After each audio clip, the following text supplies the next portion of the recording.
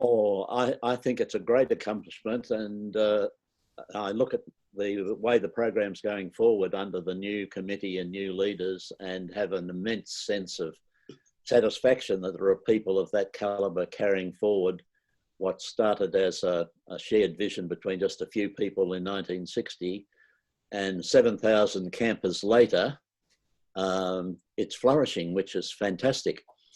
And I suppose the time I might have thought just for a little while that I wasn't sure it had a future was the morning after the big bushfire in 1978, when so many buildings and boats had been burned and we'd had to send campers home early on a police arranged commandeering of part of a train.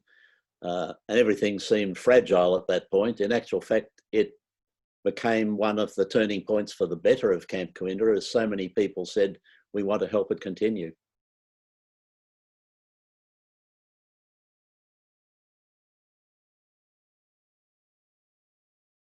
I think there really is nothing quite like it. I mean, I know there's lots of other great camping things, but there is something kind of pretty special about the whole, you know, design, construct and group of people who come. So I think it's just continued to really capture that special niche for people where, you know, they come down. I don't know, I think lots of us had separate groups of friends, you know, our special Cooinda friends and friends that you did other things with. And that partly reflected it too. It was just a different group of people, and you just treasured the chance to be away from the big smoke and to do things in small groups in the way that Cooinda's designed right from the start.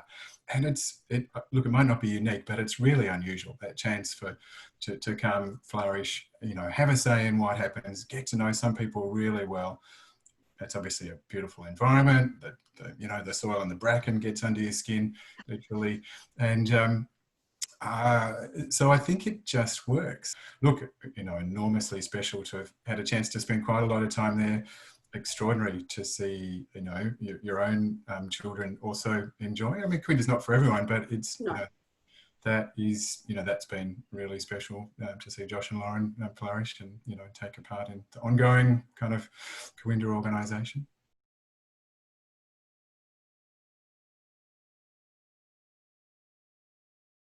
I think I think it's had a huge impact. Just as Dad said, it's really nice to have this space that's kind of, it's out of your, whatever your life is at that moment. Especially doing Camp Interstate for me, it was this kind of once a year I interacted with a separate group of people at Cooinda, and then I'd go back home and I'd, you know, spend the rest of the year living my normal life, and then I'd come and I'd interact with that special group at Cooinda, and then I'd go back and I'd live my normal life. It's a fantastic atmosphere to kind of learn and develop in that really short time, and to just, you get to put yourself out there a whole lot more than you do in your normal life. I think that that's a really good thing just for developing yourself without that pressure, being able to try new things, being able to decide that you like different things, that maybe this is the direction you'd like your personality to go in, and then bring those back into your normal everyday world.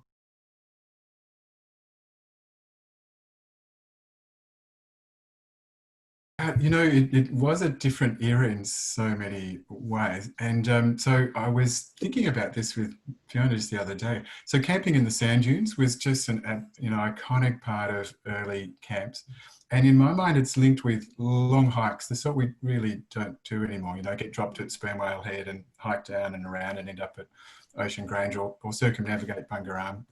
But the idea of being able, and at that time you could camp anywhere in the sand dunes, and so you'd kind of get to where you were and have them completely to yourself. So I have really fond memories of, you know, sunsets, early mornings in sand dunes, and I guess also like with the Cooinda Island, in the scheme of my life, is a relatively recent thing, but the old outpost that was across from there has lots of great memories, those tall trees, and it had like the island does now, it just had a completely different nature. It was a very chilled sort of space. There was a little shed there. In my experience, it often involved lazing around playing cards for extended periods of time. It was just a really lovely different kind of atmosphere to get away to. Josh, is there anything? Are there particular sites that you really enjoy going to that maybe are newer additions to the Cooinda program? Oh, Raymond Island. Raymond Island's relatively new, which is another another different, like, fantastic one. And I still have very fond memories of the year that we had the island as Raymond Island, because we couldn't make it to Cooinda Island itself. So that was a fantastic time. And otherwise, I just have some fantastic memories at some of the classics of, Bungararm and Nicholson, Storm Point, the island itself, even exploring around the Around Island track and coming to the remaining traces of Explorer's Base. Yes, it was on the far side of the island from Pelican Point where we landed, and it took a lot of maintenance to keep the Round the Island track cleared, and there was no boat access very close to Explorer's Base. You could get canoes fairly close. So it became increasingly difficult to keep an area slashed for tent camping because Canoes X and the island main site, you could get close to from landing a launch with people and equipment at Pelican Point. But Explorer's Base it only lasted as a tent site probably for 2 or 3 summers, I think, and we just found it onerous to maintain the clearing. The island became a really important thing in our history because when Cooinda started in 1960 and canoes and kayak expeditions started in 61, we were able to paddle around the lake and land on a remote beach and pull out ground sheets and sleeping bags and sleep above the waterline, and there wasn't a problem. But fairly soon, that was banned on the Gippsland Lakes as the development, the number of boats increased, the houses appeared more. So by the time we got to the 70s, we were hunting for expedition sites. And at our 35th reunion, I can remember saying that somebody asked me what my dream was, and I said, well, it's to find somewhere some land on the lake, and I'll be able to get a syndicate of people like you who are listening to buy it, and you'll let Cooinda camp there in the summer. Well, not long afterwards, the island appeared, and nobody wanted it because you couldn't build on it. It's too low. One of the most interesting things about expeditions is that often the ones that people talked about later were the ones that weren't very enjoyable for some part of it. There's 2 stick out in my memory. When I was camp directing a lot, I can remember standing on the beach in rain pouring down and a group paddling back across the water, and we could hear some sort of sound, and we thought, the poor rain-drenched people will be all sad about this. They were singing their way home because that feeling of doing something against the forces of nature. And another one, I went down to meet a group coming in the pouring rain. They landed on the beach, brought their canoes up, and they came up past me as I stood on the beach, and one of them said, "What silly bugger sent us out on this?" Afterwards, about 20 minutes, 30 minutes later, I went into the dining hall by the coffee urn, and they'd all had their shower and got warm. And they were boasting about their achievements on the expedition. Wasn't it great? We managed to do it against the wind, and I reckon it's the best expedition we've ever done. So people discovered interesting things from stuff that was hard.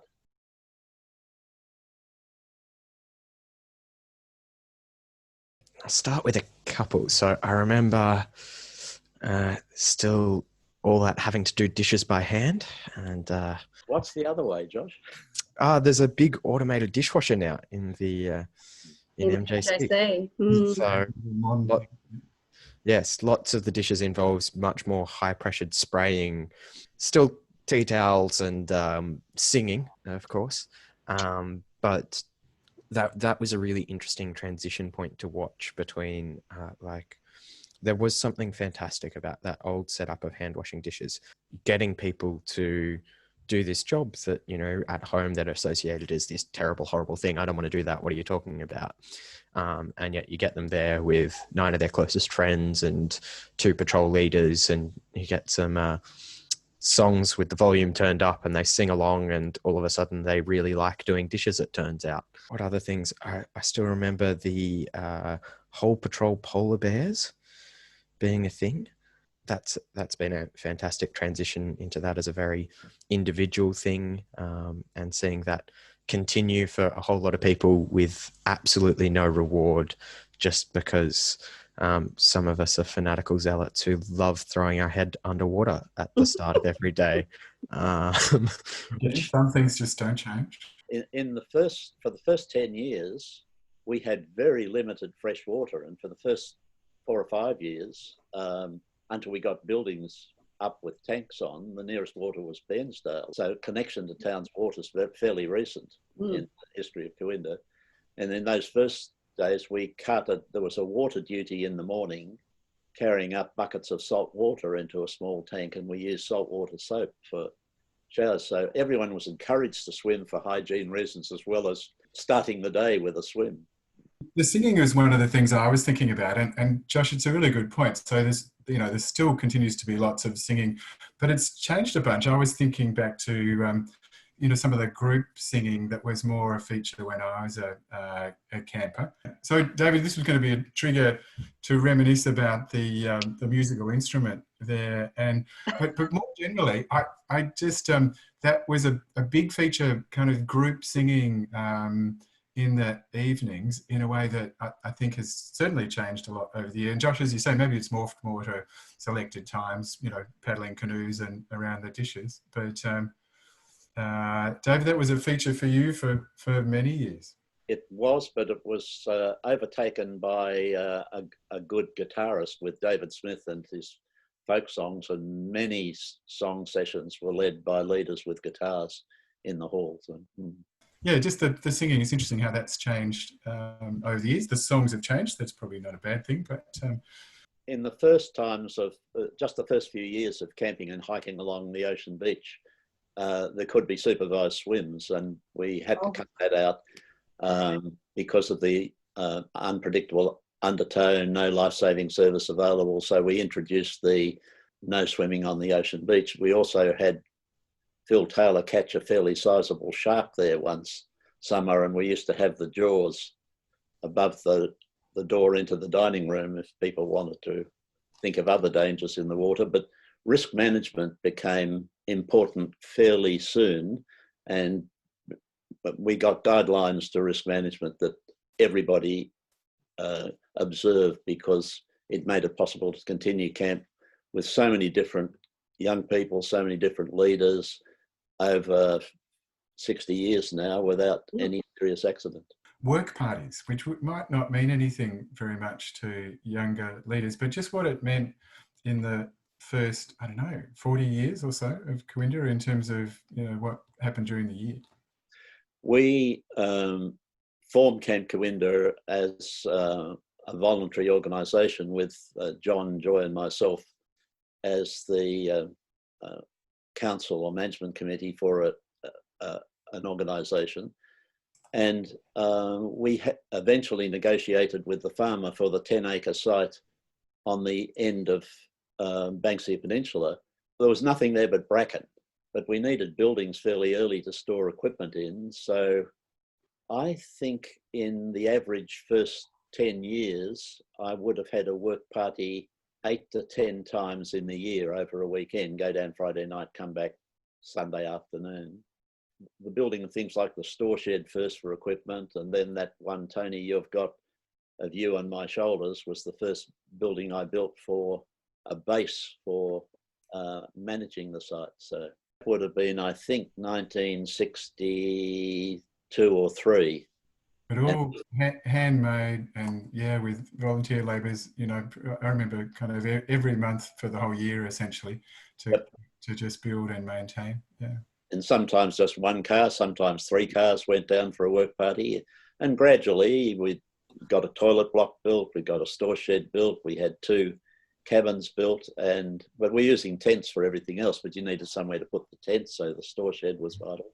And on that early construction as well, I remember hearing stories of the clearing for the roads and just the general area there with like the beaten up tractor, and it was just an afternoon's work of reverse it up, drive as hard as we can into the thick of it, see until we stop, reverse it up, drive as hard as we can into the thick of it.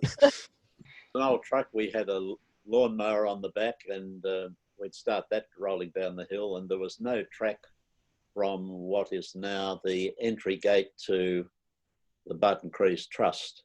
There was just that track down to the right that ended at the beach, and from there we found a way to meander through the bush with the truck, and if we came to a log, we'd back off and go around it. And then there was a pushing duty the last 100 metres into camp each night. Someone would push the mower down the wheel tracks, and it was remarkable how quickly we got a track. Expeditions coming back to Sperm Whale Head, there was a signal system once you came out of Bunga Arm. If in the back of a canoe or kayak there was one paddle held up vertically, it meant we need assistance.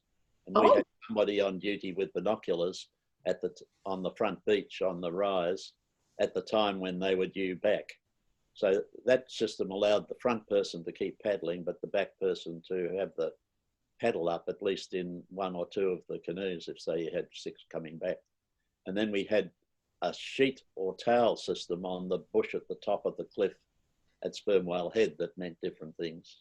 And there was always a distress if you got marooned ashore somewhere on your route. You put your canoe up so that the red hull was out, and we could see that through binoculars at about 10 k's. So it helped us search for patrols that were stranded. Once mobile phones and before that UHF radios came, life became so much easier. They could be marooned anywhere and we could neglect them for a night and pick them up the next day. So I was just going to ask, Josh, how would you signal that something was going wrong in your expedition? Call. Yeah. It's a whole lot easier now. Yeah, so I guess some things have changed probably for the better. Well, in the early days, we didn't have boats that could take the lake in rough measure. So I can remember once driving from camp through Sale and to Sperm Whale Head, but it's over 100 kilometres, and it just took too long, so we didn't often do that. Our first powered boat, which for reasons will be obvious as you look at it in that picture, we called Ulysses, had a little Austin 7 motor in it and not very much power against a wind. What was the loading capacity of that one? I reckon that picture shows it. Yeah. I forget what the loading was. Yeah, no, different restriction on the load at that time, I'm not sure, but no, completely different.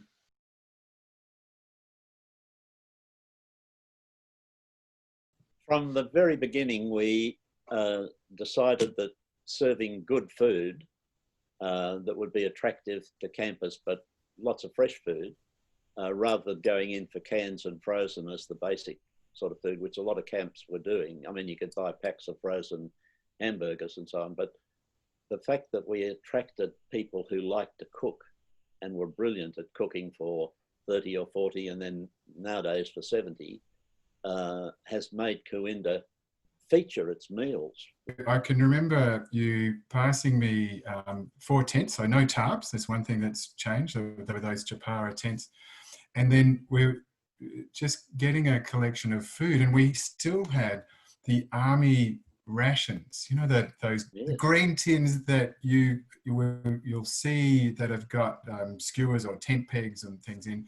They were the packs in which I think there were 10 individual serves, army rations, and they were part of expeditioning food. And there were little tins of butter and soldiers' biscuits and some pretty interesting things. And look, I have very fond memories of the food right back then, but I did have a flash the other night, David, of that kind of just the whole tripping supplies thing.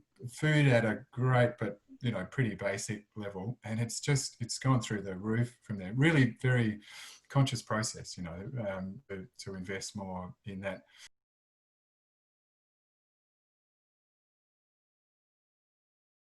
Now, but the thing that comes to mind immediately in terms of, the hierarchy of Cooinda memories is the last night. I'm sure, lots of us have sort of super memories, but there was, again, it's one of those Cooinda institutions that was so, was brilliantly conceived from the start. And one of the things that I think we all took different things away from the last night's story, but it was without fail every year it was this sort of moment of kind of clarity of helping me see kind of value in the camp, but also a kind of a reset for the year ahead. Another one for me is just the little personal traditions that you can bring to camp every year, because, you know, camp's your place to make special as well. And we've got traditions such as the lantern walk and things that are kind of done camp-wide that are special, but you can make parts of them your own. And so one thing for me that's very special that I started doing as part of the lantern walk is I stop at Point Turner, and I spend some time telling Joy everything that's happened that camp and that year. And so it's really special for me to have that place and that tradition that's a connection to that part of my life. Maybe it's fitting that we finish where we started. David, is there something that you want to contribute here?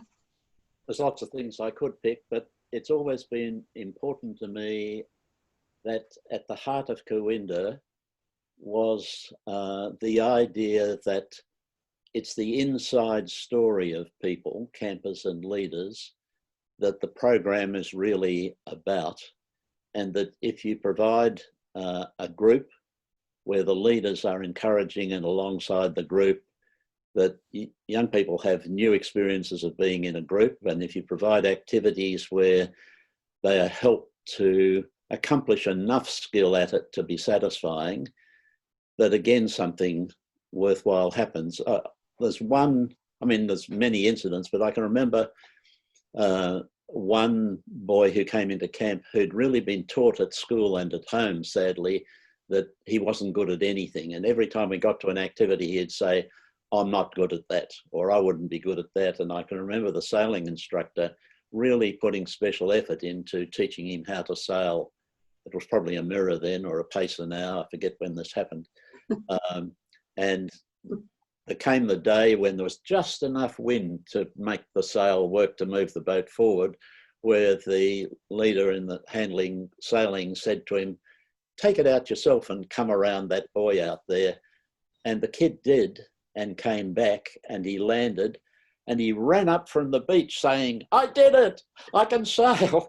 I mean, proud. And for a kid who thought he wasn't good at anything, that just stirs the spirit in you. And it's a dramatic incident of how apparently little things can help wonderful things to happen inside people. And I think that's what our leaders are so good at, being alongside campers and encouraging experiences, sometimes of respect and help, how to get on with other people, sometimes learning a skill, sometimes sleeping at night out on an expedition. All those things, something happens inside them when they find that they can manage, and it's good to do that with friends. It's such a lovely spot to finish this on. I'm so grateful for all of your time, and thank you very much for contributing all your insights, and it's just been such a lovely conversation. I'm so glad to have been able to be part of it.